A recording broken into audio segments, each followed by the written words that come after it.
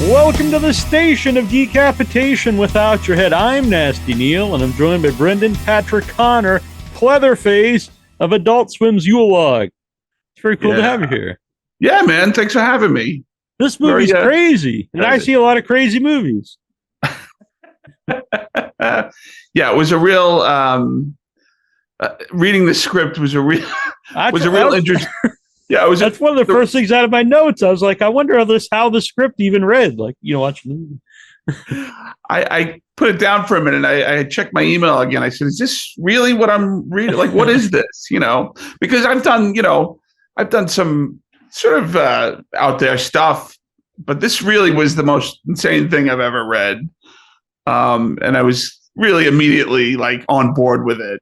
Yeah, because it's definitely even if someone didn't like it out there, I don't think you could deny it's original. Completely original and completely different. I don't know if anyone's seen it who's watching this, but the other thing about it was that my character does some really off the wall stuff. I'm essentially like, I play a character named Pleatherface, and obviously it's a takeoff on Leatherface and a lot of the horror movie bad guys. And so my character does a lot of awful, terrible things, like right off the bat. But the good part is that I wear a mask the whole time. Right. So they don't know it's you. Yeah. So no one knows it's me. So it's good. Yeah. You won't be walking down the street and people say, "Hey, that's a guy who was doing some bad stuff there." At least for the movie, anyway. I don't know about your personal life, but no. We're not going to talk about that today. This is just about Adult Swim Yule Log, please. Fair enough. Please. So I assume the script, how detailed is the script as far as like how the camera's going to move or not move and those sort of things? Well, very interesting question. Usually when you read a script, and I'm sure you've read a few, you never see like the camera. The word "the camera moves" is not really usually in there. That the way the shot is going to look is described. Mm-hmm. But this was so specific in that the camera is part of the plot. I don't want to give much away. Right. I mean, it's a Yule Log movie, but it was very much explicitly written. The camera does this and the camera does that. And, Casper Kelly, the guy who wrote it, hopefully your listeners have a good idea who this guy is and what he's done before. Yeah. It was the most interesting script I've ever written. He had like his own sort of personal notes in it. Like he would write something like, "Well, we'll do this or we'll do that," or "I'm not sure what's going to happen here," or something like that. And it was so hysterical to read. So along those, like for stuff they said, "I'm not sure what's going to happen here." Was there any like improv stuff while you're making it, or? Not improv on my end. I mean, most scenes that I have in it are fairly technical. So like, there wasn't a lot of room for that kind of thing. So like, for example, like, there's a fair amount of chopping heads off and impaling and that sort of thing. And so when you're shooting something like that, it's very technical. You have to hit certain spots and hit your mark and all that. But dialogue wise, he some directors and some writers are very like, say the words exactly. I didn't get that sense out of him. And actually, if I remember correctly, he had me change a few things kind of on the fly. But my character doesn't say a whole lot either. Yeah, he has some great lines, but not a lot of lines. Right. But other characters, there was a little of that going on. Casper wasn't precious about the words, which, sometimes is the case. Mm-hmm. Had you known him before? Had you ever worked with him or? Never. And I never, when you get an audition for something, you kind of, you look at the names of the writer and the director and you look up who they are. You try to get the tone of their work and, you look at their IMDb page and you see the sort of things they do. And right away I knew I had seen Too Many Cooks. And so I knew that. But I didn't know him. I had never worked with him before. But a really cool guy right away. So I liked his work, and I knew he was he had a real strong voice. And then I subsequently watched a few of his other things. Yeah. I had actually read for he did a TV show called Your Pretty Face is Going to Hell. I've not seen it, but I love the name. Yeah. Yeah, it was also on Adult Swim. It's about demons and people in hell.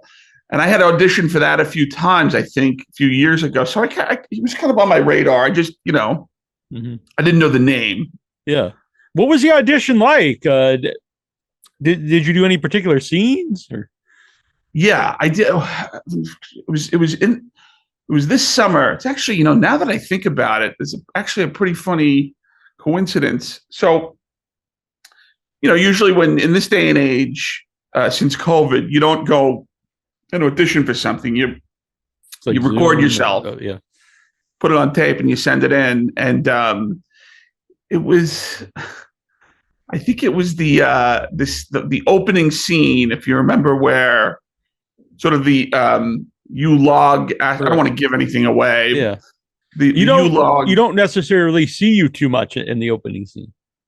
Right. Exactly. And the conceit of the U-log thing is kind of broken.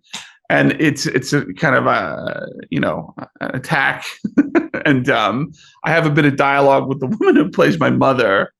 Who's amazing. And so we should talk about her. Yeah, we definitely will. Yeah, well, I'll get to her. But before we get there, I just want to know. So during the audition, had you already thought of how? Well, I'm sure you thought about it, but did you have the voice down at that point? So I taped this thing, right? And look, you do your best on every one of these auditions. You always do your best. And sometimes you don't have one for 2 weeks, but sometimes you get 4 of them in a week, and you got to just kind of get them out there and do your best and just hope for the best, right? So I read the thing and I went, what am I going to do here? And I remember I had I've been acting for a long time, and I take classes and stuff. And in an acting class a few years back, I had done a good deal of Mice and Men. Oh, yeah, nice. Tell me about the rabbits again, George. Yeah, right. And I would play Lenny all the time. Mm-hmm. Lenny's sort of like a big, simple, challenged character. Mm-hmm. And I had done a specific voice, and I had done a specific gait and everything. So I just said, I took a look at the script. I said, I'm just going to do that. Right. I'm going to do Lenny. And so I did Lenny, and so I get a call back, and I'm just realizing how weird this is now. I get a call back for it. And a lot of times if you get a call back in the age of COVID, it's sort of like this. It's like a Zoom session. And Casper was there, and the casting person was there. And the funny part is that I was on vacation, and I was in an Airbnb. And I've never put 2 and 2 together that's interesting until this moment. Yeah. But I just we were on New Jersey, on a lake in New Jersey. And I said to my wife, can you go out, can you go outside for a minute? Yeah. While I do this. And Casper was there, and he, for the audition, I had done Lenny, and he said, he goes, just turn it up a notch. So during the initial audition, I would get really big for a moment or so. And he goes, do that moment the whole time during the scene. Uh-huh. So I did, and I kind of went crazy. I hope the people who own the Airbnb who were upstairs didn't hear it. Yeah. I don't know. A lot of that's interesting too about doing theater work, because when I was watching it, I was thinking that since there's a lot of scenes where the camera doesn't move, was it more like theater acting, because there's not necessarily, some of your scenes are a little different though. I guess you're moving more in a lot of your scenes, but a lot of the dialogue scenes are really almost like a theater. It's people standing there and talking. 100%. I mean, I know the other actors had 10, 15 page scenes, mm-hmm. which you never have when you do TV and film. you might have a 3-page scene. That's a lot too, or whatever around there. But there were just large stretches of fixed camera shots. And I think what happened was some of the actors, this was during, we shot it in July, I think, or June or July. I think like 1 or 2 actors showed up the day before shooting and had COVID. Oh, yeah. So they had to replace people right before production, and those people had to learn 10 pages right off the bat. But got to do what you got to do, But for me, I think my shots were more conventional. It was more multi. You have a lot more movement. It's not as dialogue heavy your scenes, and there's a lot more action and movement. Well, there was I had mostly non-verbal scenes. I'm being thrown out the door, down a flight of stairs, and that wasn't me going down the stairs. I was a stunt man, but I'm wrestling with a log and everything. I have that. I'm a big fan. This is going to sound, but I'm a big fan of scenes in movies where people are fighting with inanimate objects. I always get a kick out of them. Very low budget or big. There's something about it that entertains me. What is that like to film when you're fighting a log? Well, it's funny, Casper. That's fun. I'd be interested in hearing some of your favorite scenes of people fighting inanimate objects. But right. The scene where, and I don't know who's seen it yet. I encourage everyone to take a look. But there's a scene where the log knocks me out of the house down a flight of stairs, and I wrestle with it, and the log is kind of alive, and it's a murdering log. And so they basically, it was like 3 a.m. in the middle of Atlanta, Decatur. And it was the last shot that I had and the last shot of the night. And so they were basically like, just kind of wrestle with this log. Right. And, make it like you're fighting it. So I've done a good amount of, I kind of came up doing a lot of comedy and like physical comedy and stuff. So I'm comfortable with that, and a little stage combat. So I made the log come and hit me, and I was throwing it. And actually, Casper told me, he goes, I was really worried about that scene, how it would turn out. He goes, but you did great. So no, yeah, it's awesome. But I'm trying to think of some. I like Reanimator when he's fighting the dead cats. Very fun. I'd have to really think about this, but I always like it when it pops up in a movie. I think that's a good idea for like some time to do a top like 10 or 13 list of my favorite inanimate. Well, make sure I'm on there. If you don't, you definitely will be. Yeah, I'll make a note of this because it is very fun, and you can tell all your friends. Yeah, I made the Nasty Neal 13. Of course, inanimate object fights. So, Tordy Clark, you mentioned, who plays the mother character. She's awesome in the movie, and so I assume she's not like that in real life. But or maybe she is. No, she's not a big like fan that. of pimento cheese. I don't know, but yeah. Well, it's funny. She actually hates she told me she read the script and she was like, oh no, she hates pimento cheese. And I think hated it so much that I think they had to get like a substitute for it.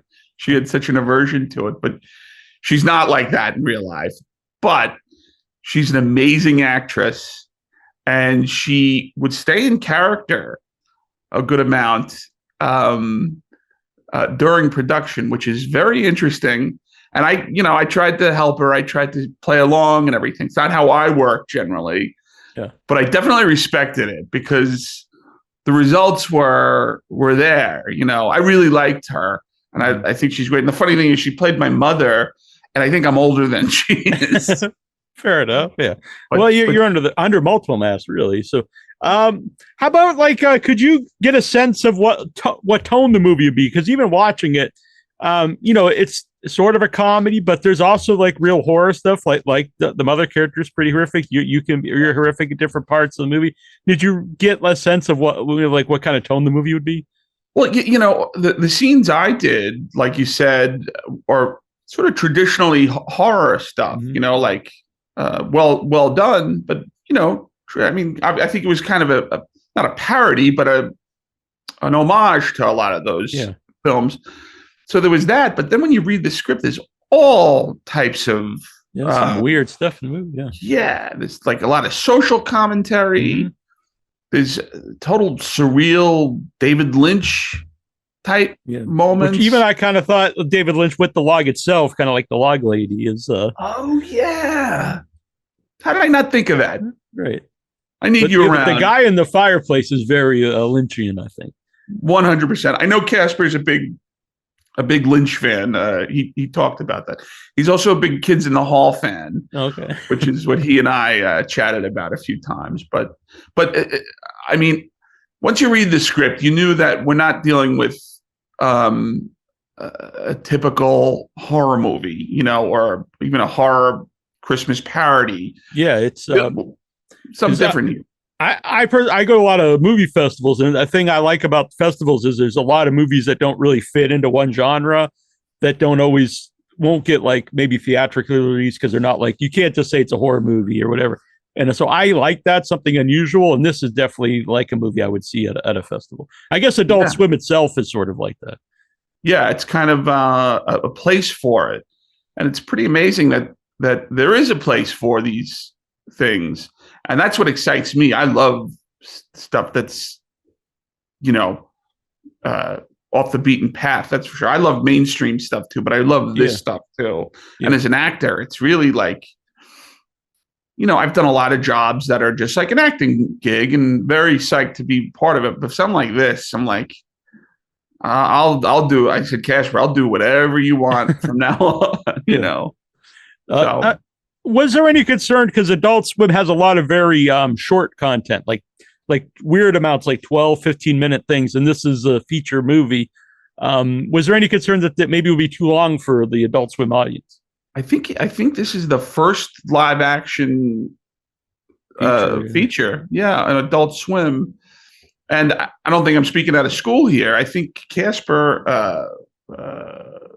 approached them about doing this, and they said, sure, we'll give you a budget like Too Many Cooks or something like that. And he goes, well, it's more of a feature length piece. And they said, well, you could do a feature length, but we're going to give you the same budget. Right.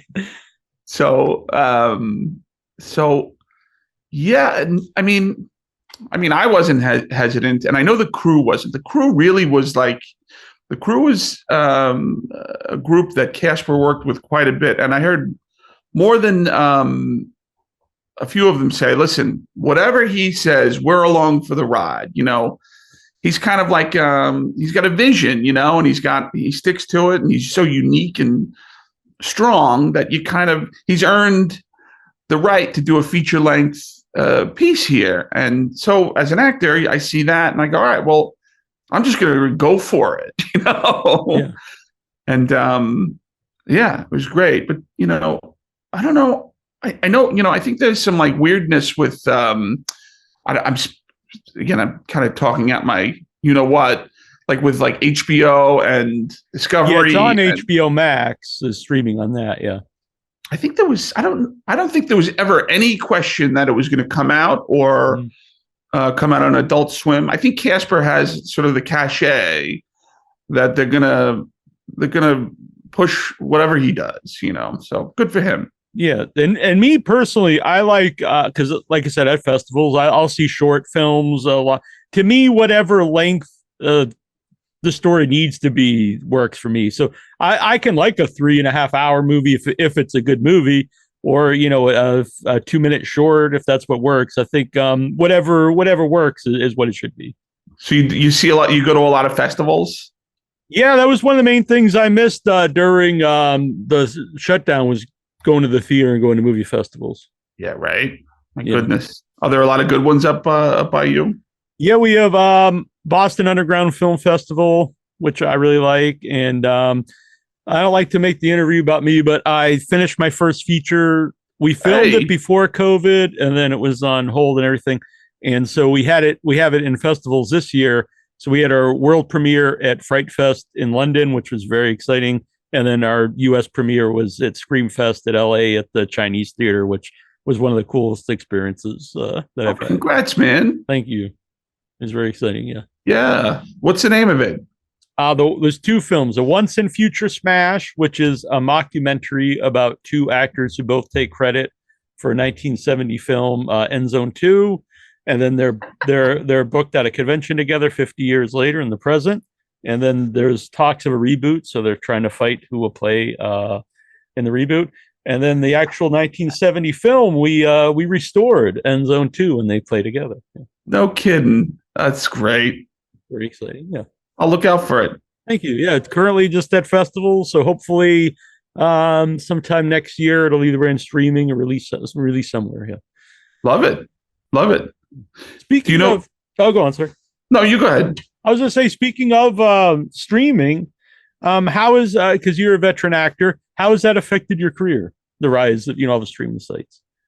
There's just so much more. There's a lot more stuff. There's a lot more work. A lot more to see. But the flip side is there's a lot more.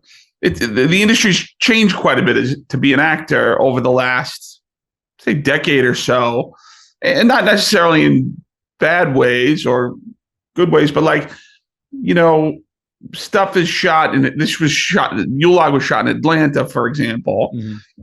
I regularly go to, Vancouver or Santa Fe or LA or New York, and things are just kind of spread out. And the pool of actors, it used to be that you had to be an actor in LA or in New York, and you'd book there and fly somewhere else. Now they just hire most of the people where they shoot it. So it's just a little different, but there's now like a giant industry in Atlanta. Mm-hmm. I think by some metric I read, Atlanta is like the film capital of the world. Just, as far as budget or something goes. Yeah, and I think a lot of it is they have good tax cuts for filmmakers, and I think The Walking Dead really helped a lot of people too. That's where then people started to film a lot of stuff there. Oh yeah, and they do all the Marvel stuff down there too. I was down there recently to do something about a year ago, and I was on. Have you ever heard of Tyler Perry Studios? Well, yeah, I know the Tyler Perry movies, but yeah, I didn't know he had his own studio actually. It's probably a couple years old. This guy, I don't really know his work, to be perfectly honest with you, but this guy's a genius. Yeah. He bought a decommissioned army base from I guess the federal government. That's pretty wild. Yeah. I think he bought it and he got it for like $10. Like it was just like they needed something to do with it. And it's the size of like a town. And you walk through it and it's like, oh, okay, they're shooting a Marvel movie over there, Wakanda Forever. So they're using the ocean. They have like a fake ocean. And then over here that's the White House. They have like a fake White House.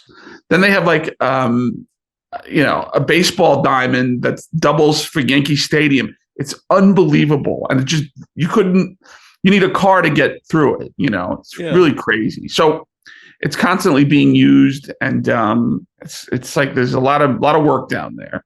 Mm-hmm. But yeah, people always tell me that series are a way to go for a lot of people because all these streaming sites need so much content. So a series is just more content, plus to me, the last 20 years or so since Sopranos and The Wire has really been like a golden age of television. There's like so many great series. No doubt. I've been lucky enough to do shows in those years. I did an episode of Mad Men. I did. I've been lucky. I've done a lot of other work, but I've been lucky enough to do a handful of like sort of prestige shows, which is great. I put Adult Swim Yule right there too. But I did a show called Dope Sick. Mm-hmm. About a year or so ago. We shot that in Virginia, but like it's a great like limited series, and it's like 8 episodes, and so there's a ton of those too. So Yeah, it's a good time. It's a good time to be an actor, you know. Yeah, a good time to be a fan of good acting, I guess. But yeah, and a lot of 100%, weird yeah. stuff gets made that probably wouldn't have been made years ago. Even like something like Breaking Bad, because it's like when there was like 3 networks, but they made a show about like a teacher who becomes a drug dealer. I mean, it probably wouldn't have ever been made at the, back in the day.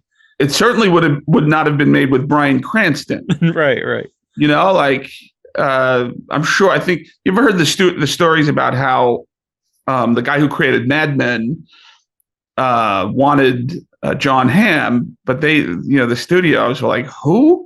And they wanted all these big names to do it. Same thing with Tony Soprano, but with streaming sites, with not want to say lower expectations, but maybe the budget isn't as high, that you get away with doing more interesting stuff. Mm-hmm. Yeah, a lot of like niche stuff, for lack of a better word, I guess. Yeah, no doubt. Yeah. So, are you a horror movie fan at all? I won't hang up if no. I mean, the short answer is yes. Mm-hmm.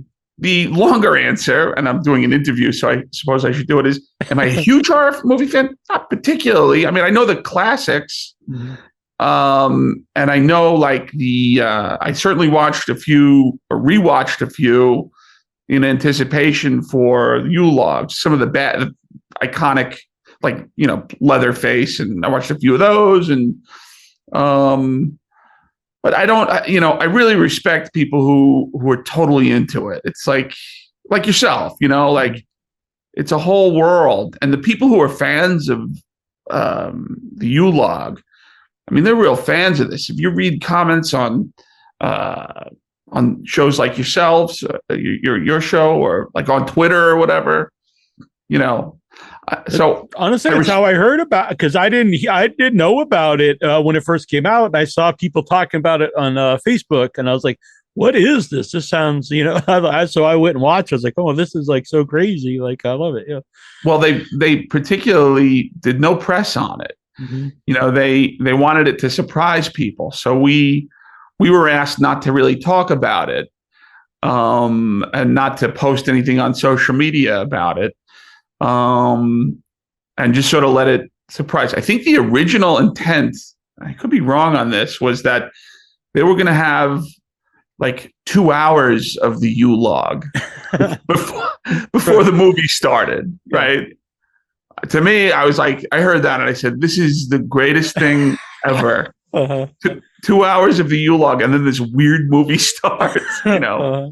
But I think, you can't really get away with that. So I think it's now like 5 minutes or something like that. It's still pretty long. And but it works, because you do think like you're just kind of sitting there and listening to the music, and the fire's relaxing, and then, stuff starts to happen.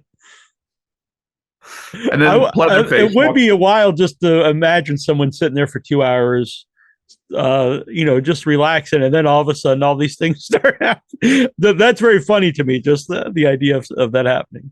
Well, that's what Casper's like original vision of it was. Yeah. You mentioned the mask. What was it like the first time you see yourself in the mask? Well, I guess there's like kind of layers of mask and the wig. I didn't know what was going on. I didn't know, like, I had no clue what was going on. So as an actor, I'm looking at myself, and first I have a couple of the masks. Do you know who Shane Morton is? I do not. He's Casper's makeup and effects person. It's all practical, and he goes to a lot of the conventions too. But he did Your Pretty Face and all this. So I have 2 of them. I said, you got to give me these.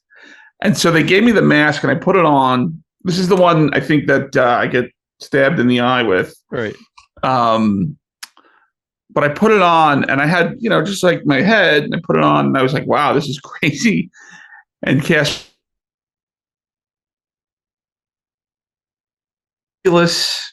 like blonde hair, like Ken doll wig. And Neil, I didn't know what the hell was going on, so I just sort of went for it. I said, I'm just gonna fully Leatherface this thing. And then for my outfit, they have me wearing like a very 90s school dance outfit, and the intent was that this is what he and his mother would put together, right?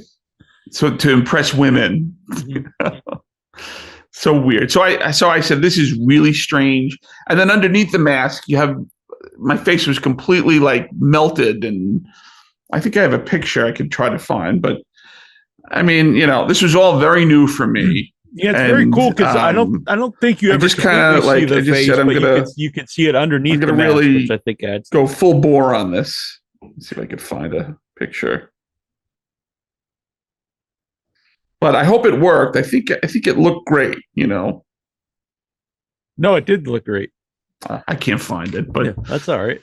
If you send it to me afterwards, I'll put it in the video. I will. Yeah, the whole package, the face and the makeup and the hair and originally they wanted me to put on I don't know if you can see me, but I'm a big guy, right? They were thinking about putting me in like a fat suit also. Oh, so you're like a really big guy, yeah. Really big. And I was like, I would do whatever they wanted me to do, but I was, this was like July in Atlanta. right. And we shot it actually in a cabin, we shot it in Airbnb. That, yeah. And so you're in even under the best circumstances, it was really uncomfortable, just hot. And there are all these people around stuffed into a living room. And just the idea of having to do it with a fat suit too, I was like, oh, please no. Yeah. I did a small movie this summer where I played a serial killer. And so I had to wear but it was like 100 and something degrees. It was very hot. And I had to wear just a flannel shirt, and we were in an Airbnb, and then you have to turn all the air conditioning off because it's going to make too much noise. And I was so hot, and I had to sit up when I wasn't in the actual scene because you don't have a big area. I had to sit up like in the rafters. Yeah, I was just it was dreadfully hot and miserable. It's the things we do for art. What can you say? Yeah. Well, I didn't know you played a serial killer too, man. We're kindred spirits. Yeah, exactly. It was a weird thing. It came about last minute. The person that they hired, he dropped out the day before they were going to film, and the woman who was making it knew me. And she knew I was in the area and asked if I would do it. I was like, okay. And like, well, can you come like 9 in the morning tomorrow? I was like, oh, okay. And they sent me a script, and I had to read it. I didn't sleep all night, and I memorized the script. And so it hasn't come out yet, but it was very exciting. Yeah. Well, fortunately, there wasn't for me. That's great. There wasn't a lot of, oh no, I have to memorize all these lines because it was just a handful of them. So it wasn't too many. It was not a lot of lines, but also memorizing what I'm going to be doing. Yes. So that was, weird. Sometimes when you're on a set and you're trying to act, and just the physical limitations of where you are and where the camera is and where the lighting is, it's really important that you don't stray from, you have to hit the right spot. So sometimes, and I'm sure you went through this, the acting it's less about what you're saying and more about where you are. That's what definitely. And it was, and they filmed it on 16 millimeter, which I've not done a lot of acting, but I've never worked with film before. So then it's added pressure. Like I don't want to take a million shots because they have like cases and cases of film. I'm like, oh God, this is taking a lot of, I don't know how much it costs. I assume it costs a lot. I don't know. A lot. Yeah. It's pretty great that they're doing it on 16 though. That's pretty cool. I was worried that because the one scene we were going to film indoors, but for whatever reason, ended up filming it outside, and it was dark and it was rain. I was like, it's going to look cool because I was wearing these fake. Well, they were real glasses. I was like, the droplets are going to look really cool in the glasses. But I was worried like you wouldn't be able to see it because I didn't think. But I've seen it, the shots of it since then. I was like, oh, this does look really cool. So yeah, it makes all the difference, So I don't know when it'll come out, but hopefully at some point. Yeah. So which Leatherfaces did you watch? Well, I watched the original, and what was the guy's name who played the original? Gunnar Hansen. Yeah, the man, right? Great guy. Yeah. Was a great guy. not to sound crazy, right? But like, if you're an actor, like you try to do what you can to shade what you're doing with different, and according to the script with different stuff. So like, I watched that Leatherface, and obviously he's a homicidal killer and everything, but there's a childlike quality to the character, and which I think is overlooked in some of the sequels. Yeah, he became more of like a monster, like a impenetrable typical slasher film, where the first one's really about the family, which I think makes it more interesting. Yeah, and I don't want to say you feel bad for him, but you could tell like he's bullied by the brothers in that movie. Yeah, 100%. Like, just so that's what I tried. I tried to make him like more playful, and maybe you have to pick your moments when you're shooting it. When he's assaulting someone, you can't really add those shades, but Pleatherface is looking for love, kind of. Yeah. And you have to try to find little moments where you can sneak that stuff in. And I tried to, and Casper and I talked about that a little bit too. So I don't know if anybody would even notice it watching it, but I hopefully it's there. No, I can definitely see what you're saying. How about doing those scenes? What's the vibe on set like when seeing you've got the two women tied up, and it's not necessarily a graphic scene, but it's a pretty horrifying scene. Yeah, no, it's it's weird. It's definitely weird. It's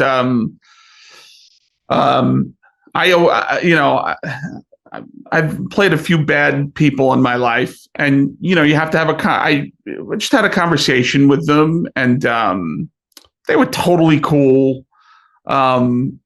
Andrea, who played the lead, there's a scene where I don't know if you remember, I'm going eeny meeny, yeah, miny mo. A very cool, a very weird scene because he keeps going with the eeny meeny miny. Yeah, that was in the audition also, I think.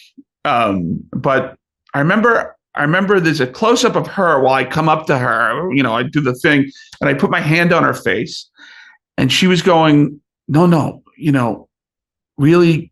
She goes like, get near my mouth and stuff like that. And I went, really? She's going, no, do it. She was totally game for doing it. So I went and I really washed my hands and stuff. Right. And I go, all right. And I do it, and it looks great. I mean, it looks really nasty. And it really pays off when what happens to me happens to me. Mm-hmm. And then Danielle was the other girl, and she was cool, like, just have a little chat first, like, sorry, we'll just kind of get through this. And after you hear cut, you go, you're right. Yeah, of course. But the two of them were real pros, real great. Mm-hmm. The whole, I have to say, like, the whole thing was a real love fest. It was great. It was a giant hug, the whole production. And so those moments where you just chat about them, and you get it over with.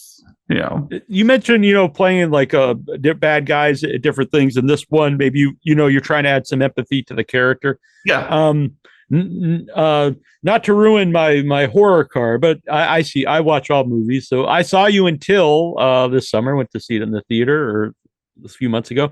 And that you play a terrible person in that, and a real person. What's the difference, playing someone like that? Because I don't know. That would be to me harder to find empathy in that character. Yeah. Good question. I mean, that's a crazy.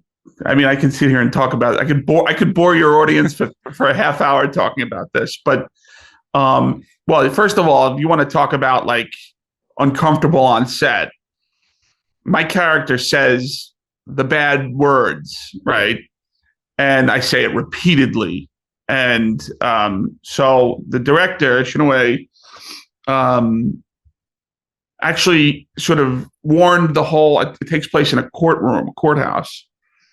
She warned the whole set. She goes, oh, this is of the period, and some words are going to be used, and this is an actor, and, we're just going to do it.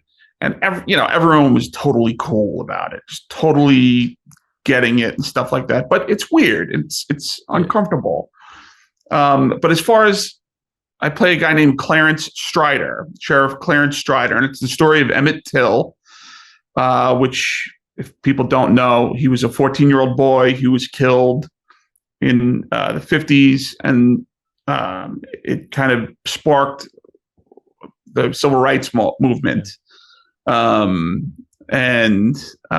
play a sheriff in Mississippi who is not a good guy. As far as finding empathy for him, I actually did a little research on him, and he was responsible for a lot of terrible things beyond this. But I read an interview with his granddaughter or his great granddaughter, whose name escapes me now, but she's a pretty amazing person, and she is part of the Emmett Till Foundation, and she goes around and speaks with Till's relatives, and she's trying to help. She's trying to heal and do all that stuff, and she claims that at the end of his life, he kind of had a bit of a turnaround. Mm-hmm. Now, what that does, who knows? What that means, who knows? But when I was doing that, you just had to go and say the words. Sometimes there's room to find empathy and play around, and sometimes you have to tell the story. Mm-hmm. And the story of Till was not a nice one. Matter of fact, if you look up this video of the guy that I play being interviewed at the time, and he is just using language freely, without thought, to news people. And so you just kind of got to go for it, Yeah, that was a movie.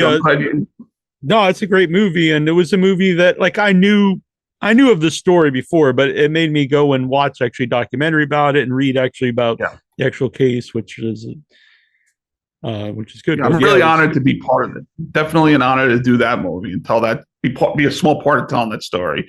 Everyone should see it. And the lead actress, what do you think of her? Oh, she's amazing in the movie. One of the best performances I've ever seen in a movie.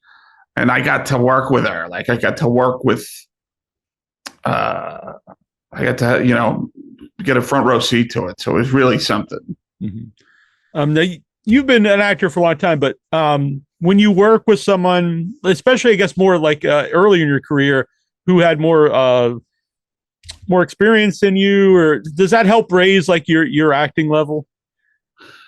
Yeah, definitely. I mean, fortunately, I get to work with a lot of pretty amazing actors. But do you mean specifically early on? Yeah, because I would think now, obviously, you still learn when for however long you've been acting, but I would think early on it would probably be more. You get more knowledge, I think, from working with someone higher level. Yeah, definitely. I mean, you have to. I'm trying to think of like who early on I might have worked with. I'm very lucky. I've been able to work with like some legends almost, and some real talents. But definitely, I mean, like it's like playing tennis. You can only get better when you play someone better than you, or any sport, right? And you do that, and then more than anything, Neil, you get comfortable. You get comfortable on a set, and you get comfortable in a scene. And you get comfortable talking to people. And that, to me, is everything, to be relaxed. So my thing is when I'm dealing with someone, when I'm in a scene with someone who's very famous or a star, I like to treat them as an actor, like a peer-to-peer. And that's what they want, too. They don't want someone to, like, worship them. Yeah. Maybe someone does, but I would think, but most of them probably, Right. So if it ever came up to revisit Pleatherface, would that be something you'd be interested in doing? I emailed Casper. He kind of thanked everyone recently as the movie was getting close. We did some ADR, which is you go in and you have to re-record some stuff. And I said, I'll be on a plane tomorrow, man. Whatever you need, count me as part of the Casper Kelly army now. I like that. I don't know if he's working on a sequel, but I'd be there in a minute. Well, it's probably a little too early to say, but once it came out, like it really started to blow up online. People really started to talk about it. Yeah, yeah, it's definitely word of mouth movie. It's really which I funny. guess was by design, and you never know though if that will work or not. Like you hope it does, but I think it definitely did. Yeah, yeah. I mean, I think if you're not going to advertise a movie, which they didn't do, yeah, there's only so much expectation you can have. Right. So yeah, How about I loved the whole experience. It was really great. When you first saw the finished movie, because obviously you're there and you read the weird script, but when you see it with all the score and how it's edited together, what were your initial thoughts? He pulled it off. Yeah. Because when you read the script, it's like, what? How are you going to have a log flying around a room, and then how are you going to have someone go through a fireplace, and how are you going to have little men talking with the budget that you have, and all these? There's a whole sequence in the movie. This whole theme of the movie of what else happened in this space over the years. Mm-hmm. And that's a lot of kind of like a cycle, which I think is part of the social commentary. Yeah. 100%. But how are you going to shoot this? Right. Was a big question. I think he did it. Mm-hmm. I think he's used to working with, within certain confines of the budget. And I know Shane Morton, you should look that guy up.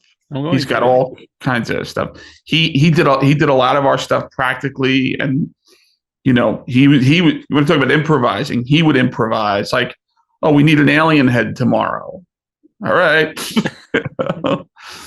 So I can't imagine if someone hasn't watched the movie yet and they're listening to this interview and we're talking about your Pleatherface one thing, then there's a flying log, and then we just mentioned alien. But it's kind of the same when you're watching it. I was like, now there's an alien in the movie, but you're going with it while you're watching it. Yeah, it all kind of works too. It's like the kitchen sink, right? Yeah. Yeah, but it definitely worked. I'm really happy with the movie, and I'm glad you did the interview. And I'm glad people are. It's always exciting when people are talking about them, even if I'm not involved in it. But it's cool that people are into this and talking about it. And to me, the most boring movies, because I get a lot of screeners and stuff. But even if it's technically well made, if it's like something I've seen a zillion times, like a haunted house movie, not that a haunted house movie can't be good, but like very typical haunted house movie that I've seen 1,000 times. And maybe it's made well, but I'm like, there's nothing new. And you can even tell like people aren't really having necessarily a lot of fun. They're just kind of walking through it.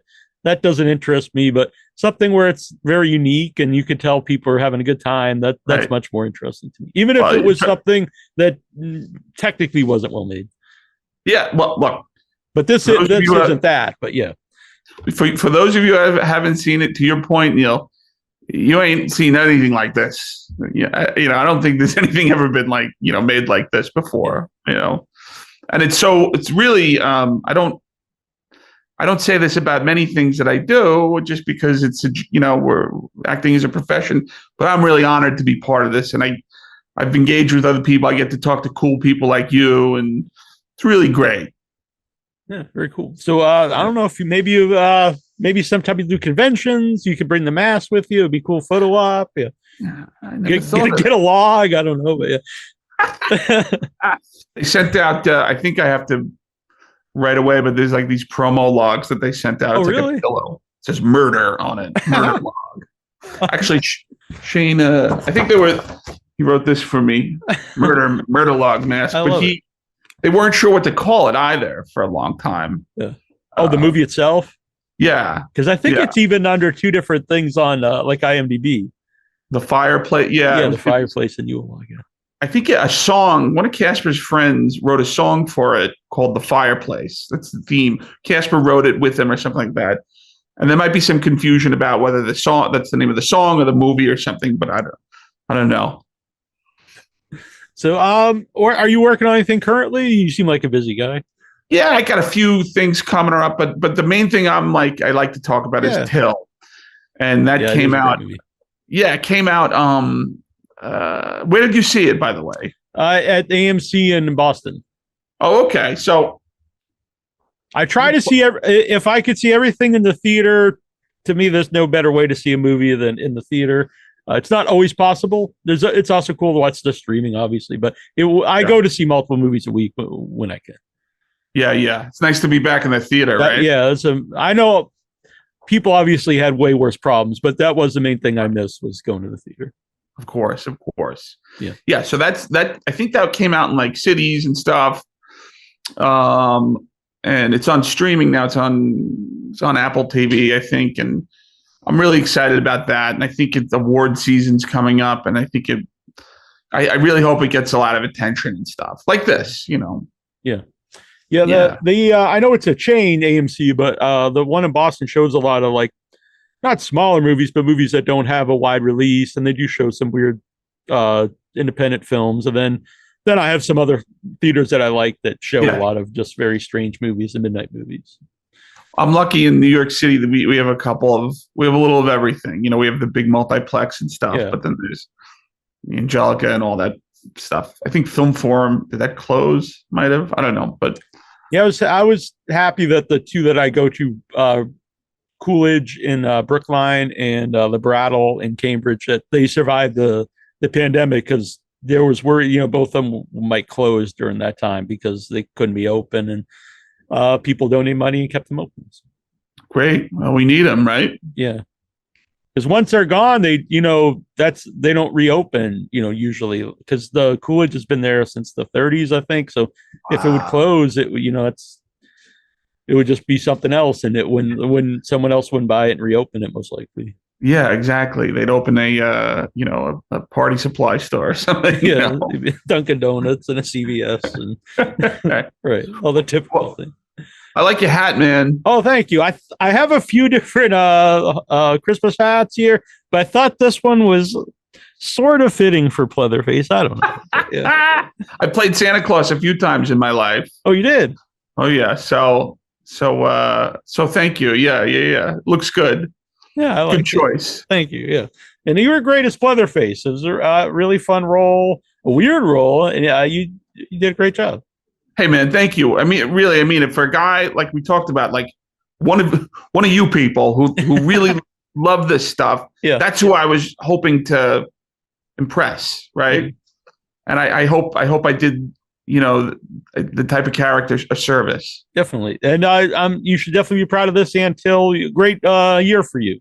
Two great Thanks, movies. Man. Thank you. I don't always talk about movies like Till on here because it's a different genre, but I just love movies in general. So. Yeah. I've listened to a few of your things now. I really like your stuff. I listened to your interview with Paul Schrader. It's crazy. Oh, I was for anyone who ever asked me advice, I always just say, like, to get guests, like the worst someone's going to say is no. Right. So I was like, will Paul Schrader do the show? I was like, probably not, but I don't know. I'll ask him. And he was all about it because I guess he never talks about cat people. Usually everyone wants to talk about Taxi Driver or something, which I love Taxi Driver, but he was all about wanting to come on and talk about cat people. I was like, okay, cool. Yeah. What that is a lesson for actors and for what you do and life, maybe, like make them say no, like I've been turned down many times. I mean, it's not the end of the world, Exactly. Yeah. It's funny. Paul Schrader, in a different lifetime, I'm talking about like in like the mid 90s or something like that. I used to work at a production company in Manhattan, like right out of college. And Paul Schrader had rented an office in the production company. So I used to see him, taking a Snapple out of the refrigerator. I'd be like, it's the guy that invented Travis Bickle, Yeah. Hysterical. Yeah, it's probably my favorite movie. Up there anyway, that Goodfellas. Totally. But I've been thinking about asking him to do part 2 because I would like to talk about his Exorcist. I think it's Exorcist 4 because there's 2 different versions of the same movie where he directed one and then he was replaced and then they reshot it and then they ended up putting his version out after that. It's a very strange story. You're kidding me. Yeah, it's Exorcist Dominion, I think, and it's got 2 different names. He was the original director, then he's replaced. That movie didn't do well, so then he finishes his version, and then they put it out like the next year or that same year. As an Exorcist movie? Yeah. Which number, do you know? I think it's part 4. and I think it's called Exorcist Dominion, and just it's two different movies. I think his is called Dominion, and the other one's called Exorcist something else. Did you? Well, speaking of The Exorcist 4, I believe. Yeah. I could be wrong. Did you see this whole Jeffrey Dahmer thing? I haven't actually yet. There's so much stuff, but I that's something I would like to watch. But yeah, well, not to get maudlin, but he was obsessed with one of the, I think, Exorcist 4. I wonder if it was the Schrader. Yeah, maybe it was. Yeah, that would be very that'd be very weird. Not to laugh about it, but yeah. I know. My God, it's ridiculous, crazy. But Paul Schrader is an interesting guy. I mean, Raging Bull and all kinds of stuff.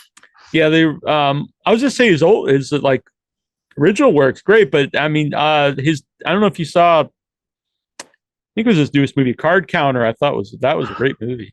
Who was that? It's got it's pretty Willem Dafoe's in it, and the main guy's really big now. He was in Dune, and he was in the he plays Moon Knight in the Marvel series. Chalamet? I can't remember his name, but he's a pretty big actor now. I think he's in the Oscar Isaac. Yeah. Very good actor. That's a really I just, like I said, because I go see multiple movies, and that was playing, and I was like, I don't know, I thought it was about poker, and it sort of is, but not really.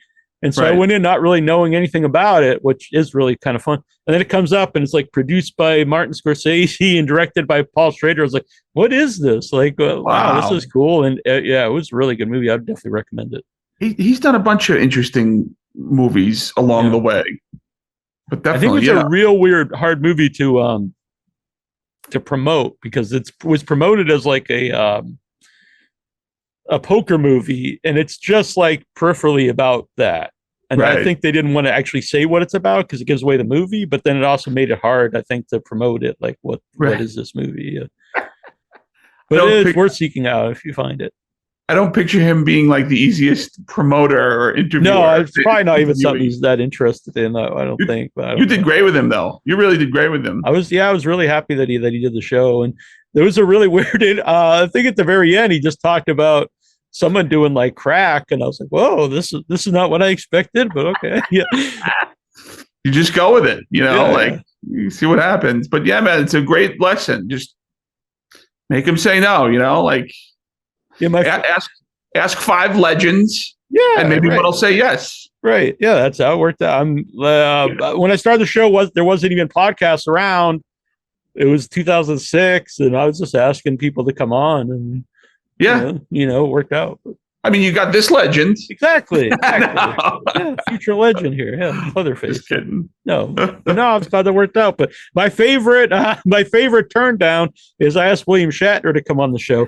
And I immediately, like 2 seconds after I sent the email, it was like 3 a.m.